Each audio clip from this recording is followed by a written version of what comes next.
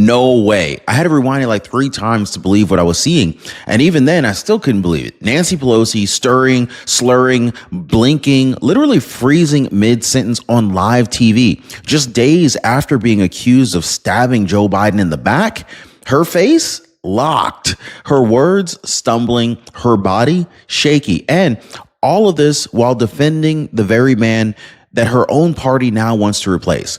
But just when you thought that was the most shocking part, bam, enters the room Hunter Biden.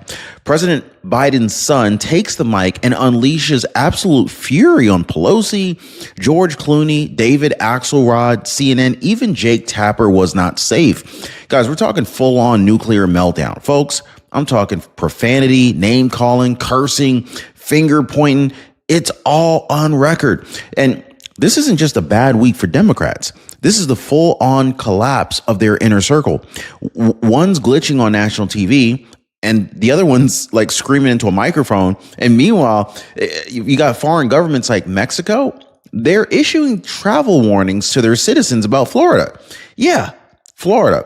Guys, you can't make this stuff up. Let me ask you, which is safer to you, Mexico or Florida? Y'all let me know. But so while the left melts down in public, President Trump, he's quietly securing the border, flying out illegals, and actually doing the job that the American people elected him to do. It's almost like watching a rescue mission and a demolition derby all at the same time. So in just a second, we're gonna cover the exact moment that Nancy Pelosi goes blank mid-sentence and why this could be a sign of something much, much worse. Let me know in the comments if you guys know what's actually going on that's actually worse than what we're seeing for Pelosi. Then, of course, we need to cover Hunter Biden's volcanic rant and what it really means about a Democratic civil war that nobody can hide anymore. And later, we're going to break down how Ron DeSantis' Alligator Alcatraz is actually working and why Mexico's bizarre attack on Florida has Border Patrol agents laughing out loud. You can't make this stuff up, guys, but this isn't just politics. It is implosion on tape. And you're going to want to see every second of it. So stick with me. Let's get into it. If you appreciate the daily news updates, hit the like button and subscribe. So I want to go ahead and start with what broke the internet, because folks, I've seen a lot of strange political moments, but this one felt like a system crash in real time. You know what I'm saying?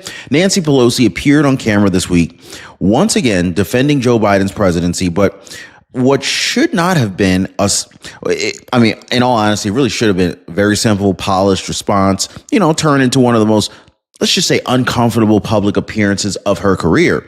Her face, it was almost unrecognizable. Her speech, slurred and shaky. Her mind, seemingly somewhere else. Now, at one point, she froze completely, like mid-thought, mid-sentence on national television. The camera didn't cut. She just stopped. Now, does this remind you of anybody? I'm going to give you like 3 seconds to determine who this reminds you of. Kind of, the guy has a nickname of a turtle. Yeah. Doesn't it remind you of Mitch McConnell, how he froze? Anyway, multiple times, mind you. And so what makes this so shocking is that this wasn't just some backroom interview or some shaky phone call. No, this was Nancy Pelosi, one of the most powerful, richest, wealthiest political figures of the last 25 years, broadcasting to the world that everything is not okay. Social media exploded. So was it a seizure? Was it a stroke? I mean, was it the result of years of plastic surgery finally catching up to her? Or, and here's the darkest theory, was this a woman being propped up by a party that no longer has the heart to pull her off stage? You tell me, is this normal? Like, is this what stability actually looks like? Is this the face of a party that's ready for 2028? So here's the kicker. She was trying to praise Joe Biden at the time, Biden who's already out of office, Biden who's been accused by her own allies of being unfit to serve. And Pelosi, well, she couldn't even finish her sentence. She started strong, I'll give her that. He was a great president. And then kind of veered off into like a rambling comparison to FDR, lost track of the thought, then began attacking President Trump instead.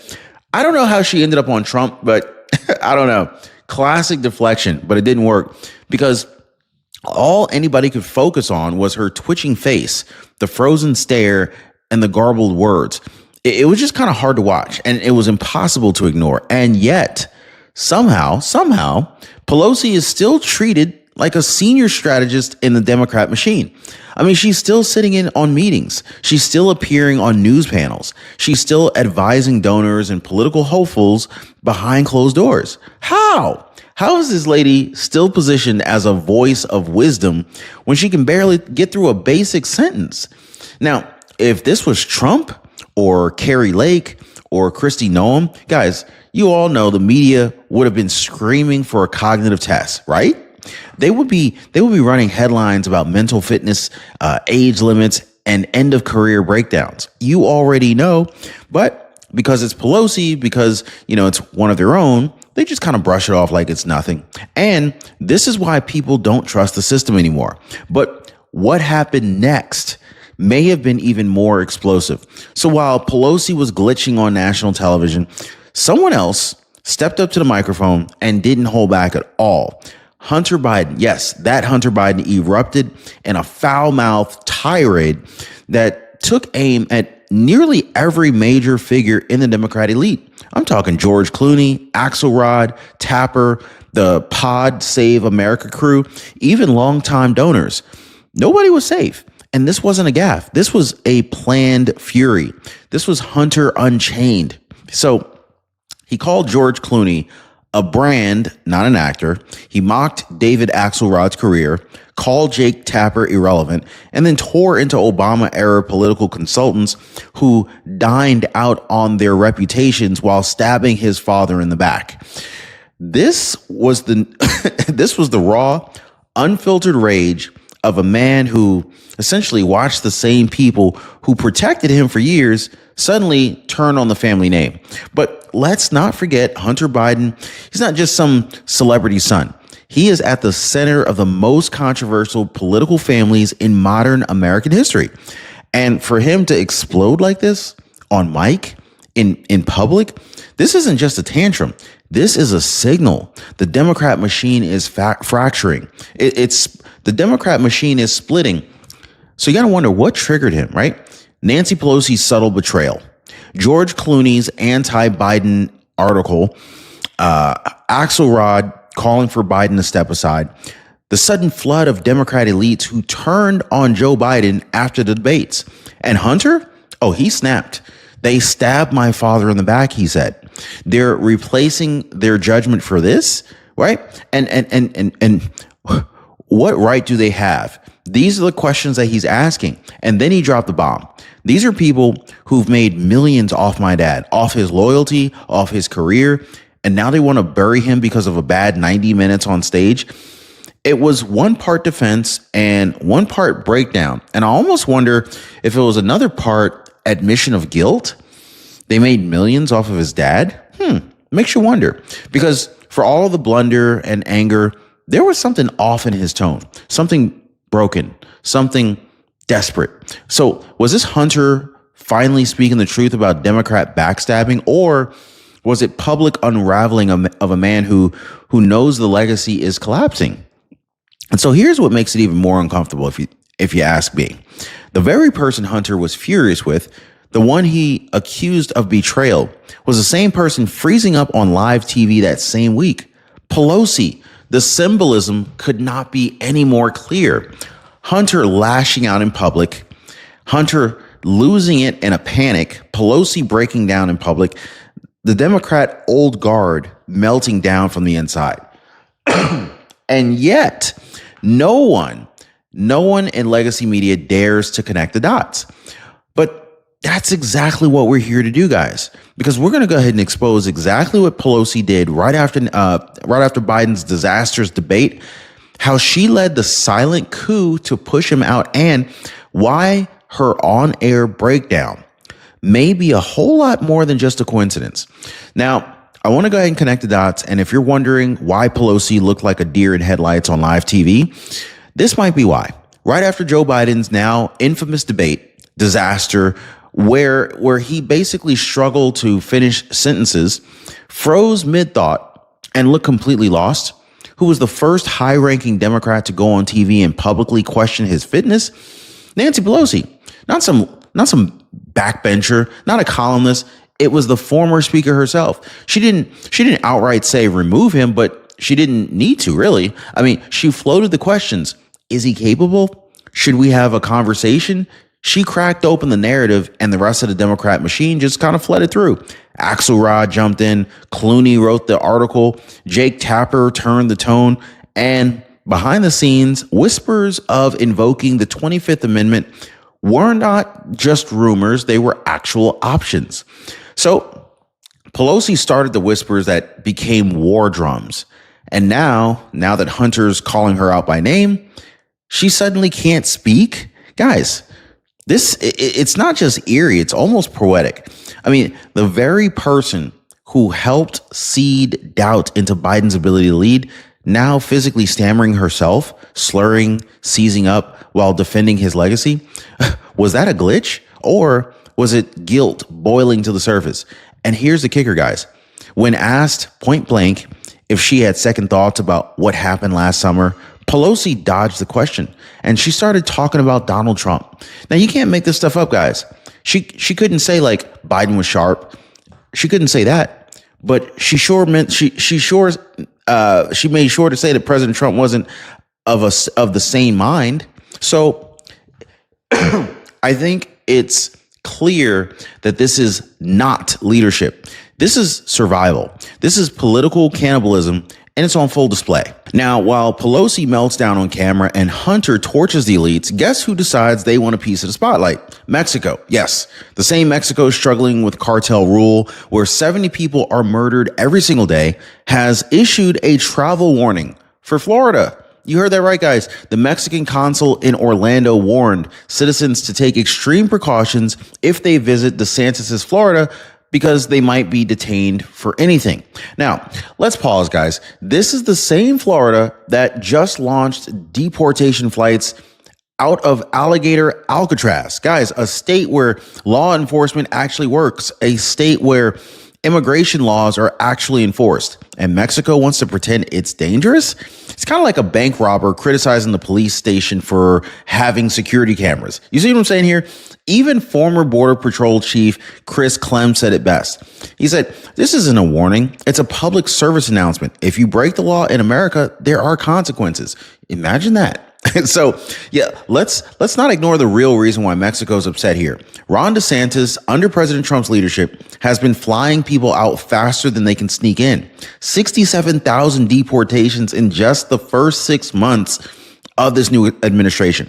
And they're not even being dropped in cages. They're being given due process, flights, and humane removal. This is what the left is crying over right now. Meanwhile, Mexican prisons, cartel-owned, torture-filled, and often deadly. But yet we have, we have to pretend like Florida's all of a sudden a threat here. I know, it's totally crazy. And speaking of Florida, what DeSantis just built down there, the so-called Alligator Alcatraz, it's triggering global elites and open border activists alike. But what if I told you that this wasn't chaos, that this was the plan? There's a reason why so many people are calling Chapter after hearing about them from me. I mean, it's because they're the real deal. And it's because they're super duper legit. Guys, I've partnered with them because they're honest, they're thorough, and they deliver results. Catherine Garcia, for example, she said she actually got to talk to a real caring person and walked away owing nothing. Get this. Jamie from Texas, she's saving $600 this year. You don't need to wait for another billing surprise or regret. Make this your moment to take back control today, guys. Give her friends a call at Chapter. Phone number is down below, and see how much money you can save. Phone number is 909-563-8279, or visit them at askchapter.org/Ron. Chapter makes it easy. Just make the phone call. All right, so while the left is glitching, screaming, and panicking in public, President Trump and Governor Ron DeSantis, they're getting to work behind the scenes. And it's not chaos, it's actually strategy. Now, you've heard the nickname already, Alligator Alcatraz. This is a secure deportation facility in Florida that just launched official removal flights. And folks, this ain't a stunt. This is a blueprint. So Why was the location chosen? I think it's pretty simple. It's near a functioning runway. Detainees don't need to be driven hours to some major airport. Planes can take off quickly, quietly, and legally. No media circus, no delays. This is the difference between governing with emotion and governing with results. Trump and DeSantis, well, they're choosing results. And the numbers speak for themselves. 67,000 deportations in 6 months. Processing centers operating 24/7. Soft-sided facilities that prioritize due process, humane treatment, and efficiency. Compare that to the Democrat catch and release chaos from the last 3 years, where over 2 million were allowed in with no tracking. Former Border Patrol Chief Chris Clem, he said it plainly. We need a facility like Alligator Alcatraz in all 48 contiguous states. Woo! Wouldn't that be wild? Because here's the truth. America's immigration crisis isn't just about the border anymore. It's about our neighborhoods. It's about our hospitals, court systems, and schools. And Trump, he's cleaning it up without the drama. So while Pelosi slurs and Hunter curses, Trump is flying them out. It's not cruel. It's compassionate. It's lawful. And so this is exactly what the American people demanded when they sent him back to the White House. So let's zoom out and let's ask the real question. What are we witnessing right now? Well, we're witnessing the Democratic empire crumble in real time. Nancy Pelosi, the so-called mastermind, is visibly breaking down on camera. Hunter Biden, the protected prince, is literally exploding in public.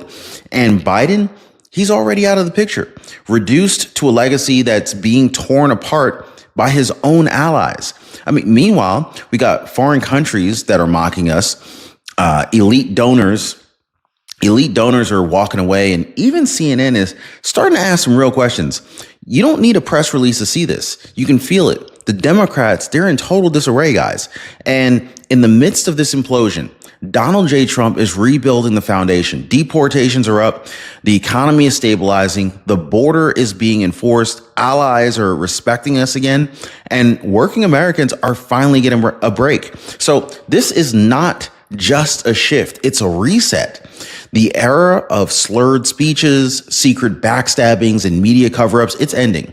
And what comes next? Accountability, order, strength. Pelosi may be glitching her way through interviews. Hunter might be cursing on microphones, but the American people, we're wide awake.